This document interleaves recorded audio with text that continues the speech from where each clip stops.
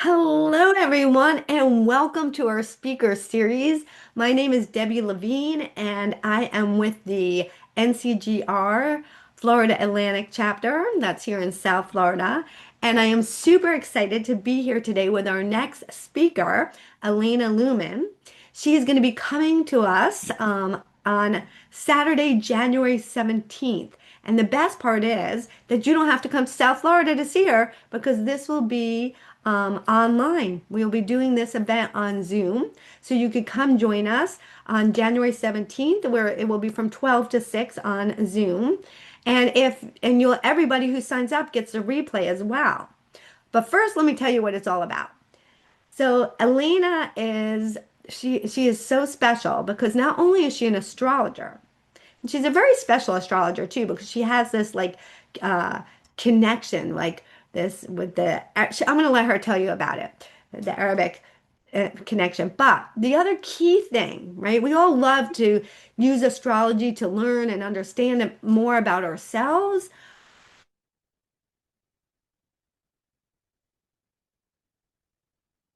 is that she was is also a psychologist. So she marries the psychology and the astrology together to help people, right? To help people with their health. Like the name of this, sorry, I'm looking over here to see it because it's such a long name. It's Healing Through the Stars. Healing Through the Stars. We're going to use traditional astrology, psychology, and mental well-being. So she's going to help give us, we're going to talk more to her. We're going to find out, but she's going to give us some tools and techniques that we might not know from traditional astrology to really help each and every one of us, right, with our emotional health so that we can grow and flourish and thrive. So, with no further ado, I'm going to turn it over to Elena. And Elena, can you just first, before we get into your topic, just share a little bit about yourself, including like how did you get into astrology, right? We all got in different ways. What was your door through? Well, Debbie, first of all, thank you very much for having me and, having this interview. It's a lot of fun. But, with me, it was like with many astrologers, it kind of was a love from the first sight, literally. So I saw something in the newspaper. It was basically some sun sign column, and I loved it. And I'm like, this is so exciting. This is so interesting. This is my teenage years. And then when I was about 21 years old, I met a woman and she gave me a free reading, a freebie, right? It was so very accurate, sorry, so very much on the point that it made this kind of love, right? This kind of flame burn higher. And I'm like, I got to learn this. I got to learn and know astrology. And that's how it started. So pretty much from the first time that I learned about it. Oh, wow, that is awesome. And now I know that you like have very special focuses and make you really unique. Can you share a little bit more about that too? Well, everyone, first of all, I want to say that generally my lens of work in astrology is the healing, right? Because I'm a retired psychotherapist and I continue working as a counselor and spiritual guide. I move more in that direction, but my general approach to astrology, one of my greatest interests, astrology as a healing practice, right? How not only we learn something about ourselves, which gives us a sense of meaning and purpose sometimes, but how can we heal, right? So this workshop that I'm bringing to you, it's very dear to my heart because it's from that lens, right? Healing through astrology. And additionally, I love traditional astrology. I used to be a modern astrologer, but over the years, I kind of moved deeper and deeper in traditional astrology. And hence, I got interested, I started to be interested. I'm like, well, does traditional astrology have anything to say about our mental health? Does traditional astrology have Mhm. anything to say about psychology? And I learned that yes, I was actually surprised myself. And the third part is I'm interested specifically. I'm a Hori and electional practitioner in my other, right, in my astrological practice. So I love questions. I like elections. But, over the years, I got really interested in Arabic and Persian astrology. So last few years, I Mhm. focused on that. But in our workshop, it's a combination of all of those things. I can't say, I'll just say, oh, that's what Arabic astrologers say, or this, right? It's a combination. But the point for the viewers is that it's about healing guidance through the astrology, but using the traditional techniques. I hope it makes sense, right? My Yeah. intention. Let's break it down a little bit. So, when Mhm. you're saying like you kind of move from modern to traditional, so with traditional astrology, are you only using the planets up through Saturn? Like, what's making it different? Like, what was that shift from modern back to traditional? In reality, I use old planets, right, including Neptune, Saturn, and Pluto. And then the examples that I'll be showing in the workshop, of course, they're prominent.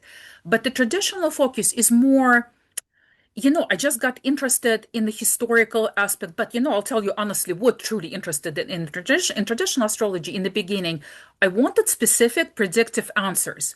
And in the modern lens, I didn't find that. It was a little more open-minded, right? Mm, Open vague. And so that what brought me to the traditional astrology, basically the predictive ability, right? That it could answer the questions, that it could be right. specific. That's my original interest. And when I started learning it, I went deeper and deeper and backwards in time. I mean, right? And backwards in time. And I just got completely, I fell in love again, a second time, right? Second time. But so, in other words, I love the techniques, I love their accuracy. But overall, though, in our workshop, I'm not just following the traditional astrology, right? Because any astrologer combines everything that they have.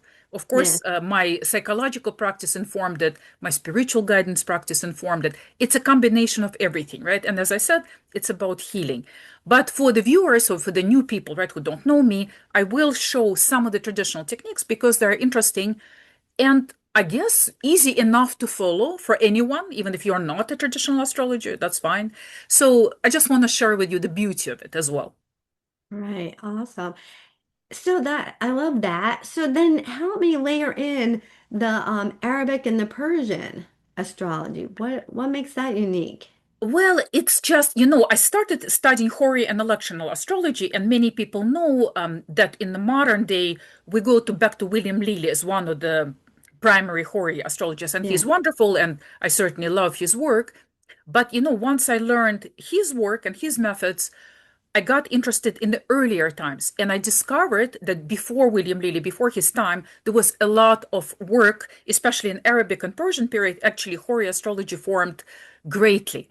And I was really impressed and I was really sort of taken by the Hmm. clarity, specificity of the Arabic and Persian astrologers as they write. They wrote roughly like 8th, 9th century CE, Mm. right? And it's very clear now. It's very clear. It's great wealth of information, and it is really it's very specific. It's very clear. That's the part which appeals to my earthy side, right? So anyway, Right. it basically it's wonderful, right? So, but again, it's not exclusive, and this workshop will certainly cover more than that. Another time, if everyone likes, I can come specifically with Hori and electional astrology, and we'll focus on the Arabic and Persian contribution to that. Oh, I love that. So that's a great segue, thank you, into Hmm. talking a little bit more about what this workshop will entail, because I know when we were talking earlier, you mentioned you were breaking it into four different pieces. Hmm. So the plan is like there are four parts to this workshop. In one, I'm gonna show the techniques, and I want people to apply them to themselves, or the charts that they're interested in, is basically identifying the temperament as per traditional astrology. And that part is accessible to any astrologer, beginner to advanced. So the techniques are clear and easy to follow. But then we're going to go build up a little bit. In the second part, well, actually, they might be mixed up, but there will be another part where I want to speak about mental health issues. Mm, And again, I will try to make it accessible again to the larger, amount of astrologers. But basically, what in the chart stands as mental health issues, and are there any healing techniques that can help? This is based on traditional techniques as well. And then we're going to go to my favorite part, which I love a lot, is the consultation chart. Meaning, if you see a person, this is more for working astrologers, but could be for anyone. If you see mhm, a person at a particular hour, at a particular time, what the consultation chart reveals and how it can help our consultation. I like this part a lot. And then good. finally, the fourth part, but also will be sort of wrapping it all together, the healing part, because I want each person who comes to this workshop to learn something, to have a bit of fun, to learn something new, but ultimately to feel better, right? So it's a healing process for everyone participating, and hopefully they can take it to their clients or their own lives. So that's the Mm. intention. So the fourth part is the healing or And when we, techniques. Mhm. so is the healing something that's specific to each of our charts? Like, is the answer for the healing in our chart? Well, yeah, some will be like that. So I was considering different things. Of course, I have my psychotherapeutic and astrological techniques, right, that we can use. But I was focusing a lot on remediation, which means working with the planets Mm-hmm. specifically for our chart. Let's say someone has something difficult in their chart and they want to work with it, or more broadly, working with the planetary energy, which is both a healing and an act of astrological magic. In other words, communicate. So there are different layers to it, but the healing part is basically using planetary energy to remediate either specifically for us or globally, right? Maybe just healing we want to have for the Right. world, for ourselves. Oh. Okay, that sounds so fascinating. Cool. Um, Help me, Lil, like I'm someone who needs like kind of see how it would play out. Like, can you share like a story of like an example of, some difficult, challenging maybe aspect in someone's chart that might be impacting them and how that follow through to like the remediation? So, of course, us, the astrologers, we have greater power to remediate because you know what I realized in the process of preparing, remediation is something we do anyway, even if we don't know about it. Right. Meaning, we use astrological energy to inform us of something, right? We consult with clients. That's already aspects of remediation because let's talk about transits, right? We say to someone or we see in our own chart, oh, well, this person is having Saturn square their natal sun. And that might be like, this, and that, right? That may be in some way challenging, but at the same time, some kind of new projects may emerge or new boundaries, right? That can some kind of Saturnine theme. So when we consult other people about the transits or look for ourselves, that's already remediation. We're working with Saturn energy, trying to comprehend it, trying to work with it as this aspect is going on. But in natal astrology, again, all astrologers, we usually have this advantage. We reflect on our charts. We know its difficulties. Not that it eliminates them, right? But reflection helps remediation. We're working with the planetary energy. But specific example, I have a student who volunteered her chart. I had a lot of volunteers, by the way. I was preparing this talk for another organization about mental health issues, and I asked anyone, do you want to volunteer a verified chart, right, for it? And like humongous amount of people volunteered their charts. But one of them was my student, and she has a lot of planets in Scorpio in the sixth house, including her Venus in Scorpio. And she is Mm. a Libra, let me think for a second. Yeah, she's a Libra sun. She has Libra sun and Mercury. So she has strong Libra energy in her, though I'm forgetting this very moment her rising sign. But anyway, Libra sun, Libra Mercury, and the dispositor for Libra planets was Venus in Scorpio, and other planets were in Scorpio as well, like huge stellium in Scorpio in the sixth house. And she had shared that she has very difficulties and anxieties, obsessiveness, but yet reflect and difficulties in relationships, right? Because it's very important for a Libra person, but yet knowing her chart, reflecting and working with it does help her get through it. So I don't know if it's an aha moment. I think it's more along the remediation, meaning she's working with her planetary energies. And she's a prolific astrologer herself, and she uses astrology, she uses therapy, and she is transcending those limitations. Again, it's not like magic. We're not going to get Right. rid of our difficulties, right? But it helps to heal. It helps to, again, to Yeah. expand, to have this aha moment, like you said. Yeah. Yeah, of course. I know all of us, right? We want that what's it called? Like that immediate. Like everyone wants everything immediate. Like, oh my God, I 100%. found this. So heal right now. Like, but it's more about okay, we can see that there's a challenging energy here. And so Hmm. how can we transmute that challenging energy? How can we remediate this, right? Hmm. So that we can, you know, become healthy again. And becoming healthy doesn't happen overnight, right? Like you can't just start eating, uh, cutting out candy and ice cream and lose 10 pounds tomorrow, It's right? that's very similar. That's very similar. But I guess one point that I'm trying to make, and hopefully it comes clear, it's recognition. Astrology helps us recognize those patterns Yes. more and more, and recognition is the first step, a step to transcending or more, better freedom from whatever is limiting. Like I'm Yes. thinking about my own example. I actually want to share with everyone. I have a T square in my chart the Sun, Uranus, and Mars, so one of those challenging, more challenging aspects, has a lot of goods too, right? It has a lot of power, Mhm. a lot of drive, but it's not an easy combination. My Sun is in Aries, right? So everyone would know, and it opposes Uranus and it squares my Mars, right? So now, like I'm talking to you, and just even reflection on this pattern over my life, and of course, knowing this energy inside of me helped me a lot because I have more control or more mindfulness, I guess, in using this energy. And now, right, in my 50s, I feel certainly I'm much more, it's much more integrated. I guess that's what I'm trying to say. Yes, and I love that you use the word mindfulness, right? Because this is really about that's one of like in the way I teach, the beginner astrology is that astrology brings us awareness, That's right? And right. That's now, right. right, from there, right, what's like the next step? Like you're aware, but you have a choice to accept or not accept. That's my next thing. Like, you could not accept this new awareness and go along as you've been, right? Or you can accept this new awareness and then take action, right, from what Right, you've right. learned. And that leads us to the second part, which will be in the workshop, how to remediate, how to work. Okay, so you're aware of something, right? You know, wonderful, right? Or you Right. tell your clients, but what other things we can do to work with that, right? To make that energy more manageable. Yes, exactly. So you'll part of the workshop then you'll give us some remediation tools, Techniques, right? We'll be certainly techniques discussing. Yeah, from, and I want to make it experiential to everyone because I don't like just talking, right? So there will be right. experiential part for everyone to play with it. Uh, And when we be touching upon the energy that's challenging energy in our chart, as well as the challenging energy that might be coming from a transit. So, like in our chart, like, the chart we were born with might not have this particular challenging energy, but now with, I don't know, let's say with either Pluto moving into Aquarius and maybe you have, Mm-hmm.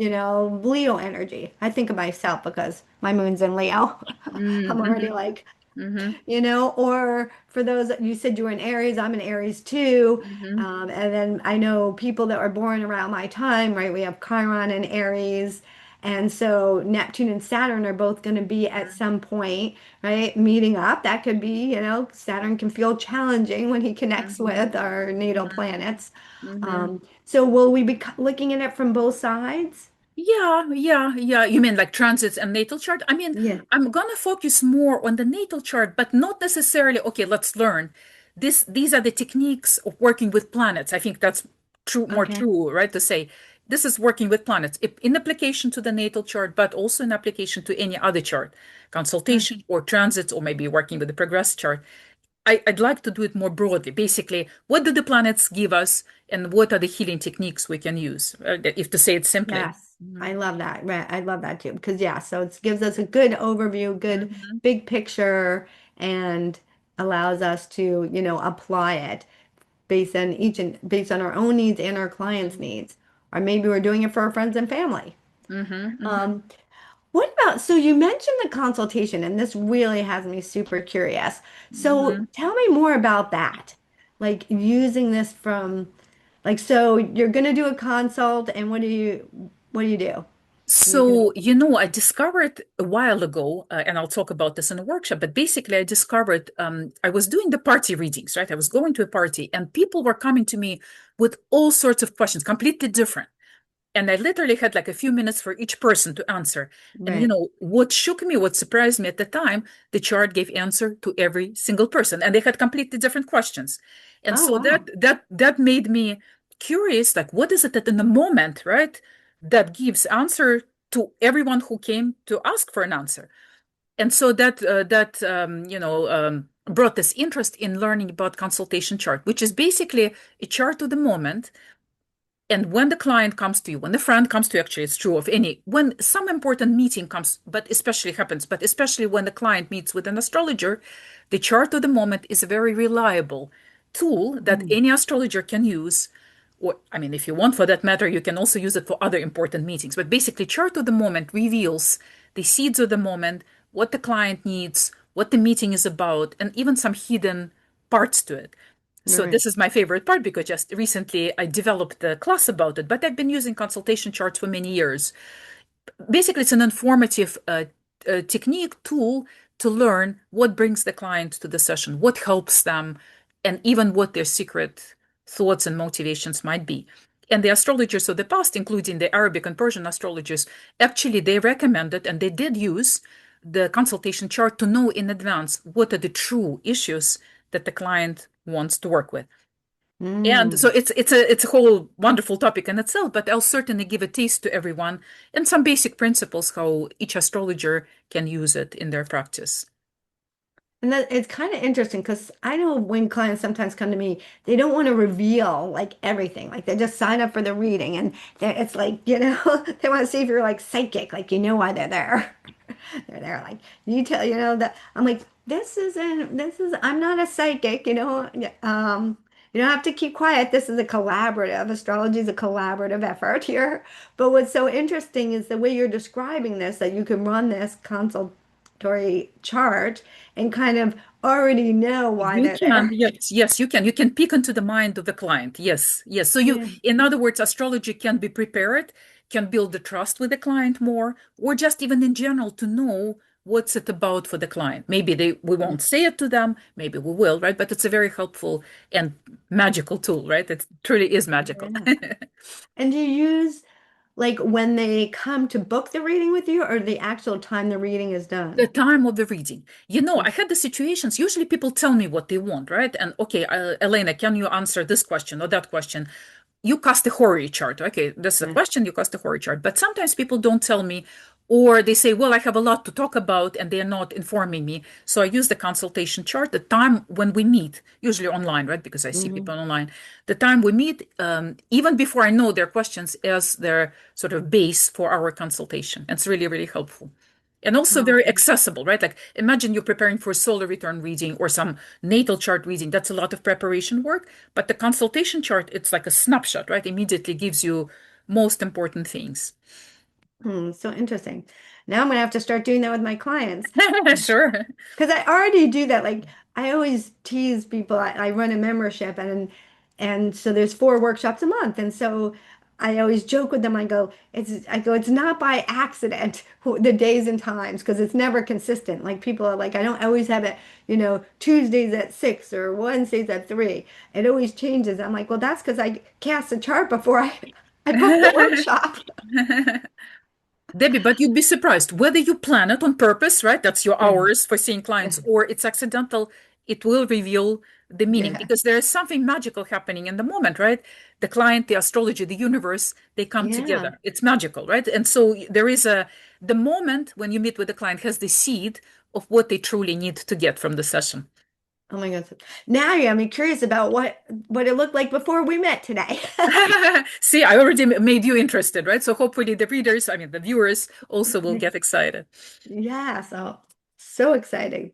All right. So I feel like we covered all the 4 parts that you were talking about because I think what was the very first one? Remind us again what the 4 were. 4 So areas. again, the first part, working with temperament, like identifying Temperament. the temperament, and just for the record, so people would know, in traditional view, the moon and Mercury are really primary, right, in our everyday sort of temperament. But there are other techniques, right? Like what is the dominant planet in the chart? But it's basically in the first part, we're gonna look at the temperament, and each person can apply it to themselves or to the chart that they are bringing with them, whatever. Maybe they're interested in a child or the spouse. So learning the temperament in the basic techniques coming from traditional astrology. So that will be the first part.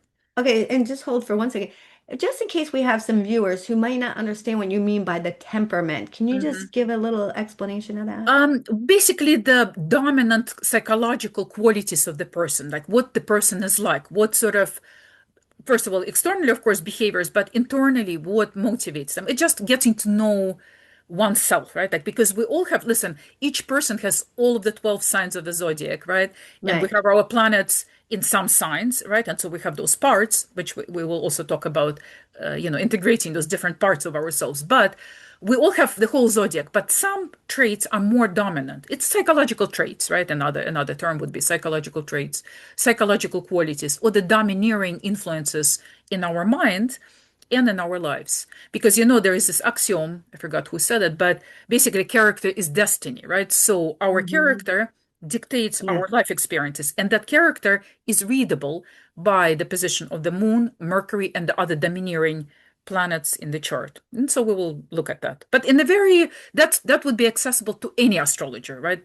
Doesn't they don't have to be advanced. Yeah. So like an example, let's just think about what's coming up today. Like let's see what a kid today would have. I'm like, I know Mercury's in Capricorn, um, but I forget where the We have a moon is. lot of energy in Capricorn today, Oh everyone, my right? God, we have so much. The Capricorn energy right now is off the chain. It's off the chain, and we'll be having this workshop right before the Capricorn new moon. Hmm. Right? Hmm. So the moon might already be in Capricorn by then, and Mercury's in Capricorn, and the sun and Venus and Mars. Like, yeah, we are Hmm. overloaded with Capricorn. Yeah, so a Hmm. child today would have Mercury in Capricorn, and their moon would be in Virgo if they were born Hmm. right now. Hmm. So Hmm. what would that like if you had to give an example of what would that temperament be for that new child? Well, we would have to look at all three, right? Like, for example, of course, the earth, right? The modality, the earth. Okay. So there's a certain element of practicality, being down to earth, Mercury in the earth Right. sign, kind of matters that really connect to earthy life, not Mm-hmm. abstract, right? Like what's valuable, right? What, and also the Mercury in Capricorn would be someone who's very like serious or goal oriented, like having some kind of practical goals.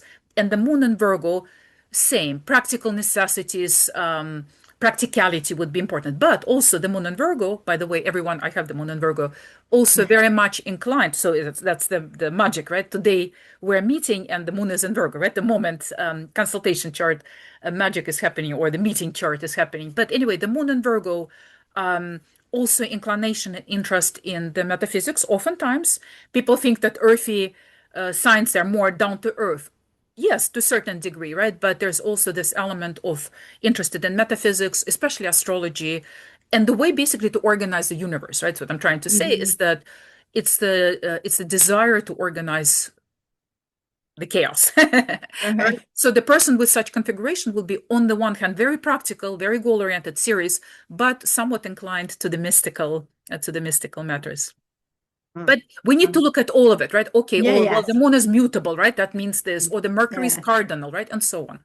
Yeah, no, exactly. We'll do all that during your workshop. We'll get a better understanding of all that. I just want to give a little example for people to Taste, right, understand that right. the first step will be the temperament, and then the next step was, so step number two, we're And talking. then everyone, and I'm sorry it might mix as we go, but I was Yeah, thinking as a next step to look at the mental health issues. Okay, so yes, now we know the chart or the temperament, and you have your own, as astrologers, you have your own techniques of understanding the person right in front of you. But what in the chart gives inclination to, let's say, anxieties, depression, I don't know, right. being overly zealous and fanatical, right? Like different, basically different. Anxious, right. Different. Right, right. So we'll look at the mental health issues, right? That's more from a clinical point of view. What are the Okay, mental health inclinations? And each person might have some, but the extremes, like when there's a lot in the chart going on, they incline right, to more extreme manifestation. And we're gonna, so in other words, we're gonna look at the mental health from the point of view of traditional astrology, but also is there anything in the chart that can help with that? Because chart right. also gives us the clues how to work Clues, with yeah. those energies. Perfect. Oh, I'm so excited. I can't wait to dive into my chart. Right? So for all of you that are listening, definitely come and join us and bring your chart, right? We need to bring our chart so that we can, when Elena's walking us through this process, we could start applying it to ourselves. So it's like a little bit of kind of hands-on workshop. We're learning and we're applying throughout the day. Just as a reminder, wherever you're watching this video, there'll be a link for you to come sign up and save your seat. Again, it's January 17th. It's going to be live on Zoom from 12 to 6, so you can catch it anywhere in the world. And you'll also get the replay. So if you're like, God, Debbie, 12 to 6, that's like, midnight my time, or that's too, I can't go till 6, it's past my bedtime. No worries because you'll get the recording, right? You'll get the recording and the slides from this. So you'll be able to watch it again and, learn at your own pace. Now, Elena, if they wanted to learn more about you before this wonderful workshop, where can we point them to learn a little bit more about you? So, everyone, I have a website. If anyone searches for me, Elena Lumen, it'll come up, but it's illuminatingastrology.com. It's listed. I think you listed it Yeah. on in the CGR webpage, but just searching for my name will bring it up. I do have an Instagram account, which I don't use as often, but you can follow me there. I do have a YouTube channel, and I really Oh, invite everyone to follow me because I'm very much into YouTube. I was sharing with you, Debbie. I'm foundable, right? Like, and I often talk. I really do talk a lot at different organizations, astrological organizations in the U.S. and worldwide. So I'm often like, if someone likes me or my style, they certainly can follow me for other presentations and workshops afterwards. perfect. Well, it sounds like YouTube is the go-to place now. So if you want to learn more about Elena, see some more of her videos and stuff, definitely check out her YouTube channel and come and join us. Come and join us for this workshop. Again, it's great to learn astrologies and techniques, but to be able to learn the techniques, and she's taking us back to traditional. That's what I love, because sometimes we lose sight of tradition, right? Like it's so interesting when I think about the energy that's going to be coming up, and even the Saturn uh Uranus sextile, right? Uranus sextile Saturn coming up, like the new and the old, right? You got tradition. I always think of Fiddler on the Roof, tradition, I love this. I love this. right? And so, but during that, if you ever saw that, like he had to learn that, like sometimes new traditions had to get started. But there's always that thing, right? What helps us like feel that home. I think about that fourth house energy, right? Is the tradition, and so it's nice. I love modern astrology too, and it's very helpful. But it's nice to go back and remember the roots and the traditional techniques. I like very much what you're saying because again, it's not to exclude one or the other. It's more like to having the base. You're Yeah. really making the right metaphor. With a traditional approach, you have a more solid base, but certainly you have your own, both experience and work that you do with clients and otherwise, and you have your own methods, and they're perfectly fine. It's just good to have the foundation underneath of them. Yeah, it's all about. That's what I just talked about today. I was like, we have all this Capricorn energy. We're going into this new year. We're still feeling a little confused, right? We got Neptune finishing up Pisces, Saturn finishing up Pisces. We're still like, don't have the perfect clear vision yet, but we got all this Capricorn energy to help ground us so that we could create a strong foundation to springboard us into 2026. Hmm. So, and I love this topic that you're going to be talking about because mental health is such I wish we could say it was declining, but we can't say that it's declining. It's growing, and I think it's growing because of awareness. Before, people like kind of didn't want to talk about mental health. It was probably just as prominent. We just didn't talk about it. And Hmm. now, it's out there. There is greater awareness, and what we need to know is that we have these tools to help us understand ourselves and others so that we can become aware, and that then we can use remediation techniques and healing, and healing techniques to, to instead of being caught up into it, to actually heal, right? I Hmm. mean, the goal is to Hmm. heal. We want to just heal. We want to heal the planet. We want to heal the world. We want to heal ourselves and our family and friends. So every little bit we can learn, every little technique, that if you could just take away a couple of bites from this workshop, that's all you need, right? For the cost of this workshop, if you just take away one or two techniques that you can apply and make a difference in your life, or maybe want your children's life, or your grandchildren, or your partner, your brother, your sister, your mother, your father, whoever it is, including yourself. It's just such a valuable, valuable gift. Thank you, Debbie. It's really well said. There's not much to say, but one last piece I want to add.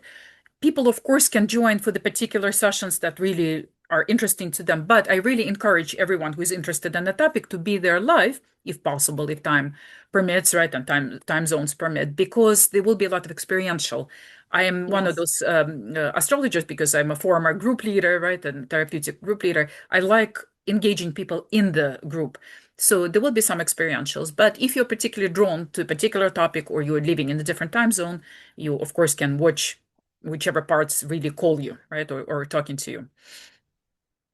Perfect, perfect. I love that. So hopefully we welcome you. We hope you join us. That is again January 17th. It is a Saturday from 12 to 6 p.m. Eastern Standard Time. There is a link somewhere near this video where you can sign up. And again, everyone who registers will get a copy of the replay.